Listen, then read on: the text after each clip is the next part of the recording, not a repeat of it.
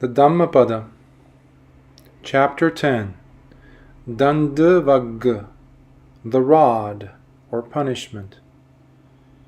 Verse 129. Kill not. Sabbe tasanti dandassa, sabbe bhayanti macchuno, attanang upamang katva, nahaneyana gataye. All tremble at the rod or punishment. All fear death.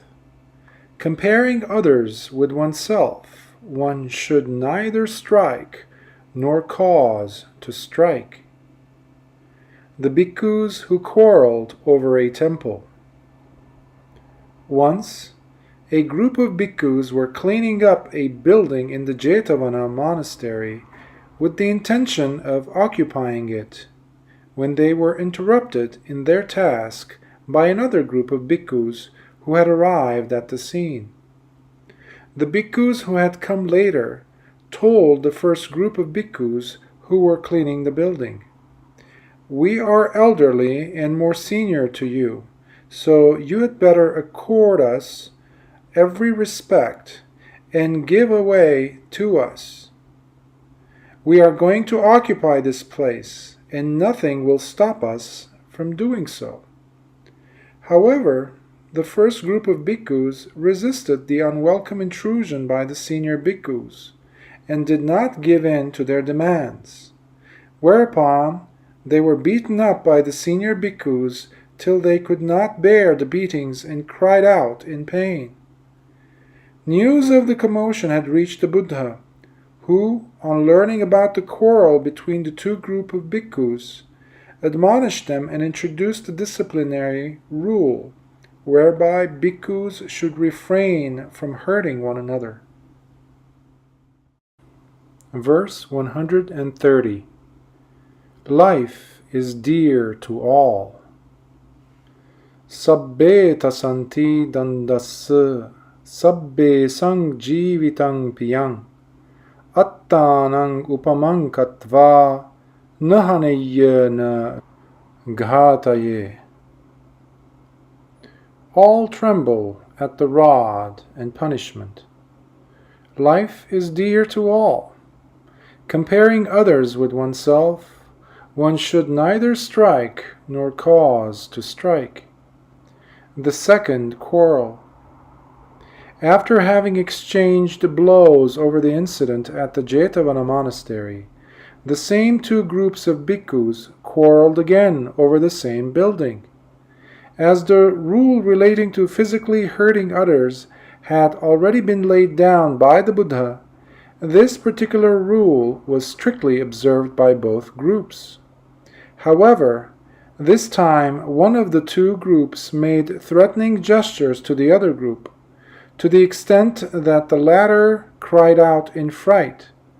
The Buddha, after hearing about this threatening attitude of the bhikkhus, introduced the disciplinary rule preventing the making of threatening gestures to each other. Verse 131. Molest none. Sukha kamani bhutani yo dandena vihinsati, attano sukhang esano, pecca so nalabhate sukhang. He who seeks his own happiness by harming others, who also desire to have happiness, will not find happiness hereafter. Verse 132. Harm not. Sukha kamani bhutani yo dandena nahinsati, attano sukhang esano, pecca so labhate sukhang. He who seeks his own happiness by not harming others who also desire to have happiness will find happiness hereafter. The youths who beat a snake. Once the Buddha was out on an alms round at Savatthi when he came across a number of youths beating a snake with sticks. When questioned, the youths answered that they were beating the snake because they were afraid that the snake might bite them. The Buddha admonished them, "If you don't want to be harmed, you should also not harm others. If you harm others, you will not find happiness even in your future existences." Perceiving the evils of hatred and reflecting mindfully on the admonition of the Enlightened One, all the youths attained the first stage of sainthood. Verse 133. Speak not harshly. Ma vocha parusankanchi vutta pativadeyutang dukkha hi sarambha katha patidanda puseyutang. Don't speak harshly to anyone. Those who are thus spoken to will retort. Malicious talk is indeed the cause of trouble, and retribution will come to you.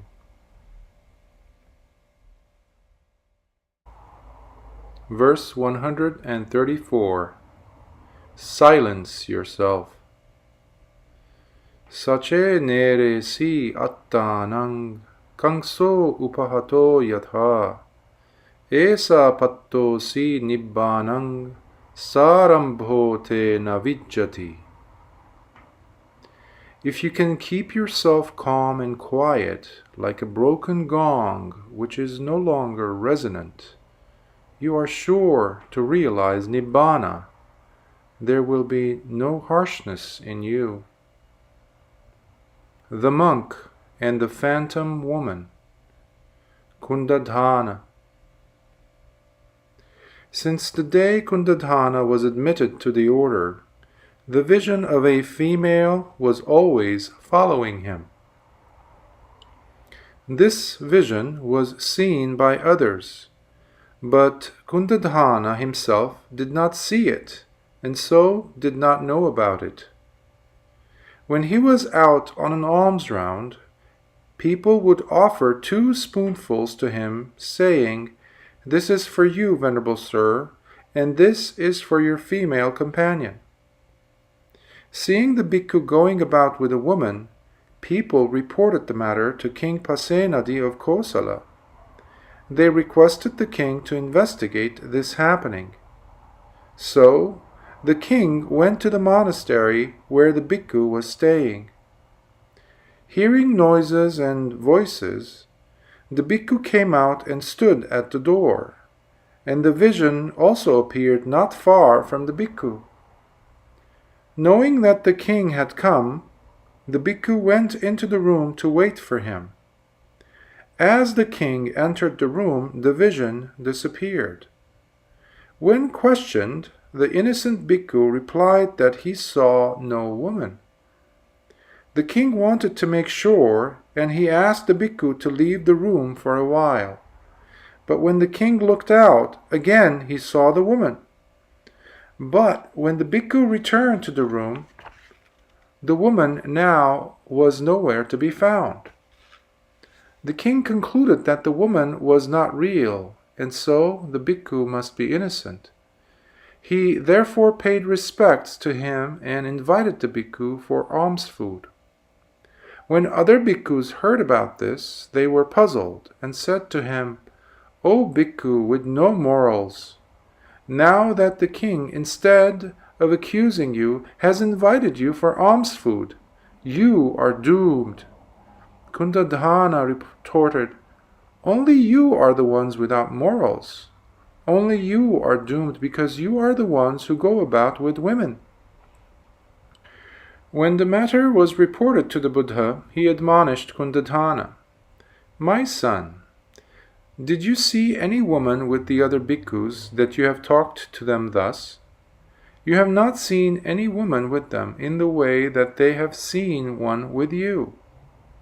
I see that you don't realize that you have been affected on account of a bad deed done by you in a past existence.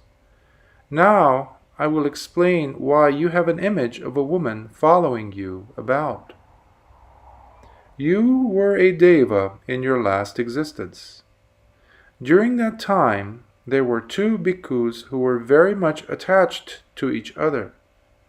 But you tried to create trouble between the two by assuming the appearance of a woman and following one of the bhikkhus. For that evil deed, you are now being followed by the image of a woman. So, my son, in future, do not argue with other bhikkhus anymore. Keep silent and strive to realize Nibbana. Verse 135. Decay and death are universal. Yatha dandena gopalo gavo pacheti gocharang evang jaracha machucha ayung pachenti paninang. As with a staff the herdsman drives his kine to pasture, even so do old age and death drive out the lives of beings. The ladies who observed precepts for different purposes. Once, a group of ladies from Savatthi came to the Pubbārama monastery to observe the Uposatha Sila precepts. The donor of the monastery, the renowned Visakha, asked different groups of ladies why they had come to observe the precepts. She was given different answers. The old ladies came to the monastery to observe the precepts to gain rewards in heaven. The middle-aged ladies wanted to gain peace in their homes. The newly married ladies wanted their firstborn to be sons. And the young girls had come hoping to get married to good husbands. Having heard these answers, Visakha took all the ladies to the Buddha. When she told him about the various answers, the Buddha said, Visakha, birth, aging, and death are always actively working in beings. Because one is born, one is subject to aging and decay, and finally to death. Yet, they do not wish to strive for liberation from the round of existences or samsara. They still wish to linger on in samsara. It is very hard for people to realize that real happiness can only be gained by overcoming the desire for earthly satisfaction. Verse 136. No escape from evil.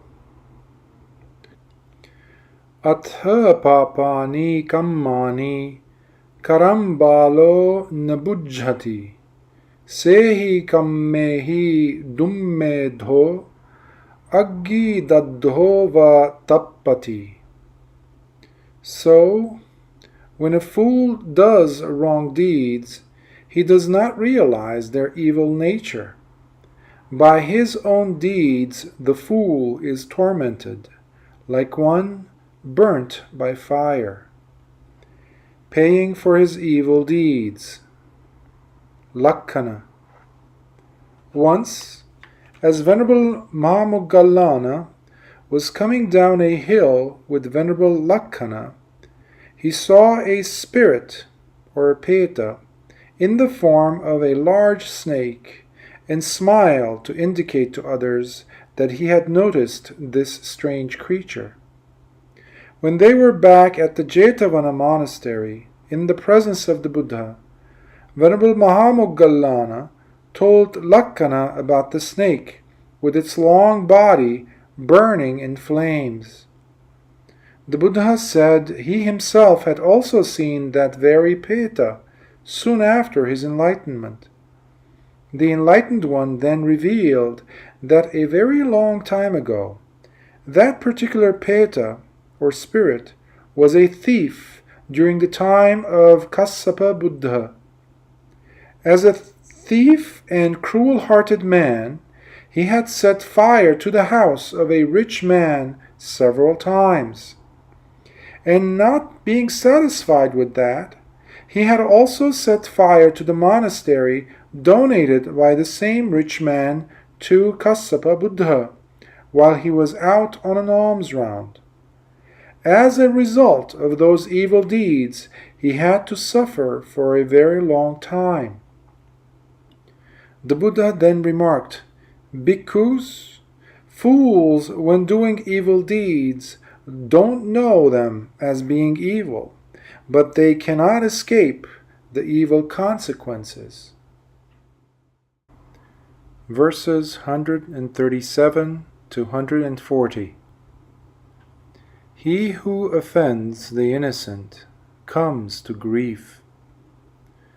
Yo dandena adandesu appaduthesu dusati dasanang anyatarang thanang khippang eva nigacchati vedanang parusang janing sarirasya cha bhedanang garukang vapi abadhang chittakhepang va papune rajato va upassagang abhakhanang va darunang parikhayang va nyatinang bhoganam va pabhagurang athavasa agarani aggi dahati pavako kayasa bheda duppanyo nirayang so papajjati.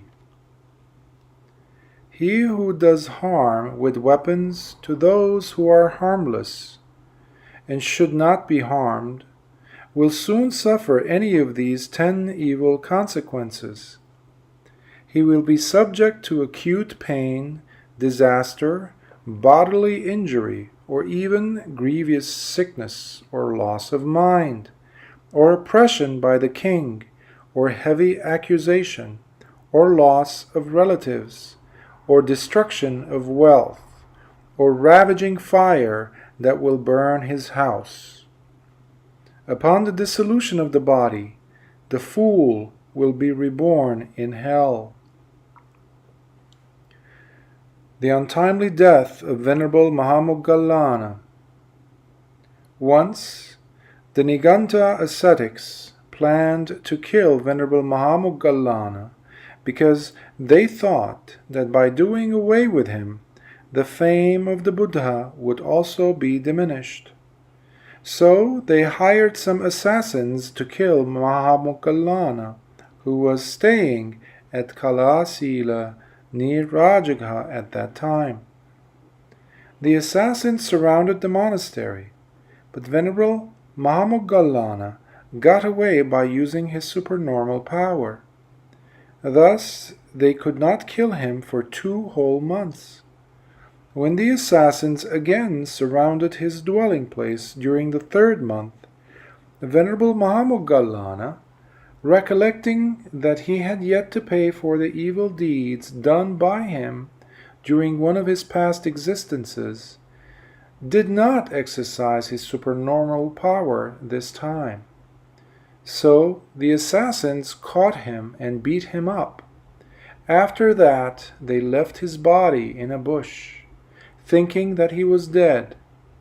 But through his jhanic power he revived himself and went to pay his last respects to the Buddha at the Jetavana monastery.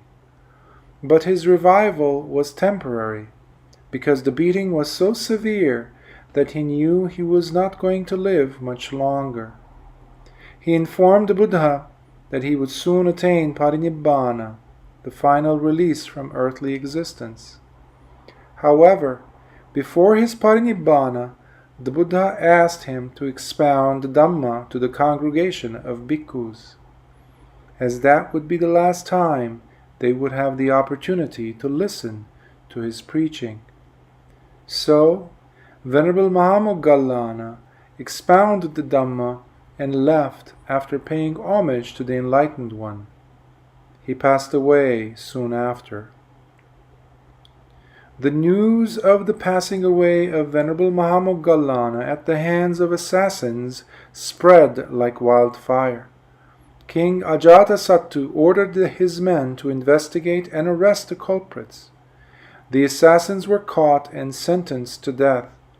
The bhikkhus felt very sorrowful over the death of Venerable Mahamoggallana and could not understand why such a personage like him should die at the hands of assassins.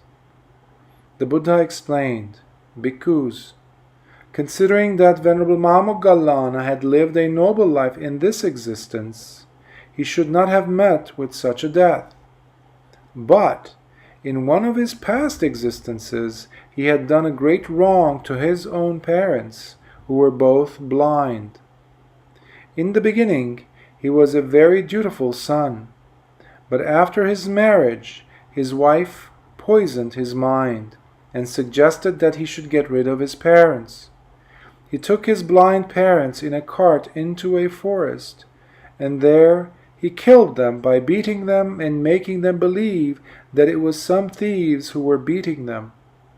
For that evil deed he suffered for a very long time, and in this existence, his last birth, he has died at the hands of assassins.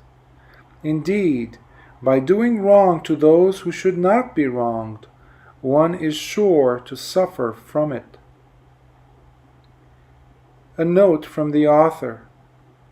Even arahants must pay for whatever serious evil deeds that they have done during their previous births, as long as they're in their physical body. The Buddha's sickness, like the dysentery he suffered from, or his back pain, were also the effects of residual past bad karma.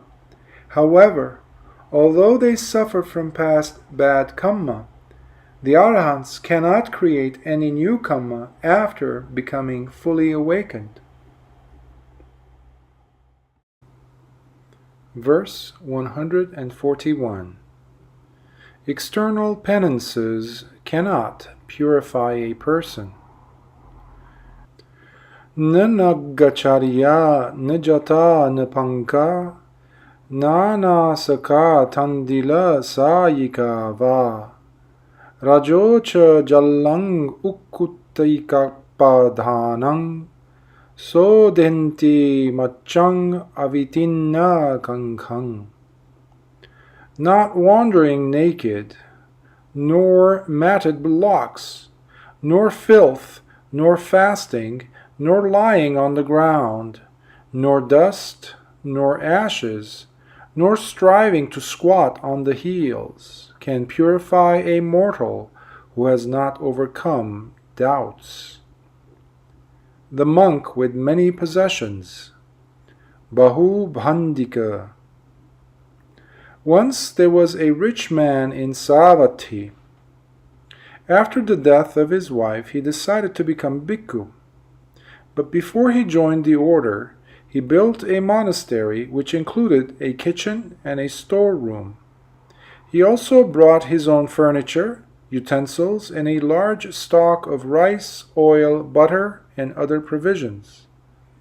Whatever dishes he wanted were cooked for him by his servants. Thus, even as a bhikkhu, he was living in comfort. One day, other bhikkhus reported to the Buddha how he was still leading the luxurious life of a rich man. So, the Buddha told Bahu Bhandika, "My son, I have been teaching all of you to live a simple life. Why have you brought so much property with you?" When he heard the Buddha speaking in that manner, the bhikkhu lost his temper and said angrily, "Indeed, venerable sir, I will now live as you wish me to." So saying, he cast off his robe and asked, "Is this the way that you advise me to live?" Seeing him thus, the Buddha admonished him, "My son, in your last existence you were an evil spirit. Even as a spirit you had a sense of shame, or hiri, and a sense of fear, or otappa, to do evil. Now that you are a bhikkhu, why do you have to lose your sense of shame and the sense of fear to behave like this? When the bhikkhu heard those words, he realized his mistake. His sense of shame and fear returned. He admitted his mistakes and respectfully sought forgiveness from the Buddha. The enlightened one then admonished him, "Standing there without your upper robe is not proper. Just discarding your robe, etc., does not make you an austere bhikkhu. A bhikkhu must also discard his ignorance." At the end of the discourse, many bhikkhus, reflecting mindfully on the admonition given to Bahu Bandika, attained the first stage of sainthood. Verse 142. Not by external appearance does one become holy. Alankato chepi samangchariya santo danto niyato brahmachari sabbe su bhute su nidhaya dandang so brahmano so samano sabikhu. Though gaily decked, if he should live in peace, with passions subdued and senses controlled, certain of the 4 paths of sainthood, perfectly pure, laying aside the rod in his relations towards all living beings, a brahmana indeed is he, an ascetic is he, a bhikkhu is he. Attaining nibbana in the dress of a layman, Santati. On one occasion, Santati, the minister, returned after suppressing a rebellion on the border. King Pasenadi was so pleased with him that he honored the minister with expensive gifts. In addition, he also provided a dancing girl to entertain him. For several days the minister enjoyed himself to his heart's content, getting intoxicated with drink and infatuated with the young dancer. On the last day, he went to the riverside for a bath. On the way, he met the Buddha going on an alms round, and being drunk, he just bowed casually as a sign of respect to him. The Buddha smiled and said to Venerable Ananda, "This minister will come to see me this very day, and after I have preached to him, he will become an arahant. Soon after becoming an arahant, he will attain parinibbana." Santati and his party spent the whole day at the riverside enjoying themselves. In the evening, the dancer entertained the minister and his party. The dancer, due to exhaustion, suffered a severe stroke and fell dead while dancing. The minister was shocked and deeply distressed. In agony, grief, and anguish, he went to the Buddha. "Venerable Sir, please help me get over my sorrow. Be my refuge and let me have peace of mind." The Buddha replied, "Rest assured, my son, you have come to one who can really help you, one who can be a constant solace to you and who will be your refuge. The amount of tears you have shed due to the death of many throughout the round of rebirths is unimaginable." The Buddha then advised him, "In the past, you have been clinging to your cravings. Get rid of them. In future, don't let such clinging enslave you. Don't also harbor any clinging in the present. By not having any clinging, craving and passion will be uprooted and you will realize Nibbana." After hearing the Dhamma, the minister attained arahanthood. Then, realizing that his lifespan was at an end, he said to the Buddha, "Venerable Sir, let me now gain my final emancipation, for my time has come." Soon after, Santati passed away. At the congregation, the bhikkhus asked the Buddha, "Venerable Sir, the minister attained parinibbana in the dress of a minister. Is he a bhikkhu or a brahmana?" To them, the Buddha replied, "Bhikkhus, he can be called both a bhikkhu and a brahmana. It is not important what clothes one wears, so long as one is pure and freed from ignorance." Verse 143. The modest are rare in this world. Hiri nisedho puriso, kochi lokasming vijjati, yo nindang appabhodati, asso bhadro kasangi va. Rare in this world is the kind of person who, out of a sense of shame, restrains from doing evil and keeps himself awake, like a good horse that gives no cause to be whipped. Verse 144. Be virtuous and get rid of suffering. Asso yatha bhadro kasani vitto, atapino sangvejino bhavatta. Saddhaya silena cha viryena cha samadhina dhamma vinichayena. Sampanna vijjacharana patissata pahassatha dukkhang idang anappakang. Like a thoroughbred horse, touched by the whip, even so be strenuous and zealous. By confidence, by virtue, by effort, by collectedness of mind, by investigation of the truth, by being endowed with knowledge and conduct, and by being mindful, get rid of this great suffering. The monk and the ragged clothes. Pilotika. Once, Venerable Ānanda saw a shabbily dressed youth going round begging for food. Out of compassion, Venerable Ānanda advised that it would be better for him to join the holy order. After becoming a bhikkhu, the young man left his old clothes and begging plate at the foot of a tree. When he became a bhikkhu, he was known as Pilotika. As a bhikkhu, he did not have to worry about food and clothing. Yet, sometimes he felt unhappy with his life as a bhikkhu and thought of going back to the life of a layman.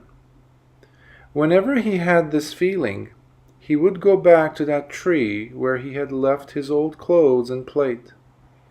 There, at the foot of the tree, he would reprimand himself. "O shameless one, do you still want to put on these shabby clothes and go begging again with this old plate in your hand?" Thus he would rebuke himself, and after calming down, he would return to the monastery. After 2 or 3 days, when he felt like leaving the monastic life of a bhikkhu, he again went to the tree. After reprimanding himself and reflecting on the wretchedness of his old life, he would return to the monastery. This was repeated many times. When questioned by other bhikkhus, he told them he went to see his teacher. Thus, focusing his mind on his old clothes as the subject of meditation, he came to realize the true nature of the aggregates or component things. After becoming an arahant, he stopped going to the tree. Other bhikkhus, noticing that Pilotika had stopped going to the tree, asked him, "Why don't you go to your teacher anymore?" To them he answered, "When I had the need, I had to go to him, but there is no need for me to go to him now." When the bhikkhus heard his reply, they asked the Buddha, "Venerable Sir, is it true that Pilotika has attained arahanthood?" The Buddha explained, "Bhikkhus, though Pilotika had a relationship with his teacher previously, now he has no relationship whatsoever with his teacher. Pilotika has instructed himself to differentiate right and wrong causes and to discern the true nature of things. He has now become an arahant, and so there is no further attachment between him and his teacher." Verse 145. The good control themselves. Udakam hi nayanti nettika usukara namayanti te janang darung namayanti tachaka attanang damayanti subbata. Irrigators lead the waters, fletchers bend the shafts, carpenters bend the wood, the virtuous control themselves. Sukha, the novice monk. Sukha was ordained a samanera when he was very young by Venerable Sariputta. One day, the samanera followed Venerable Sariputta on his alms round.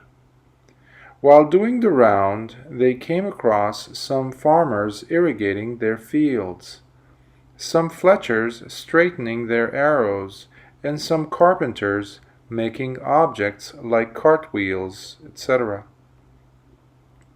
Seeing these, the young novice asked Venerable Sariputta whether those inanimate things could be guided to where one wished or be made into things one wished to make.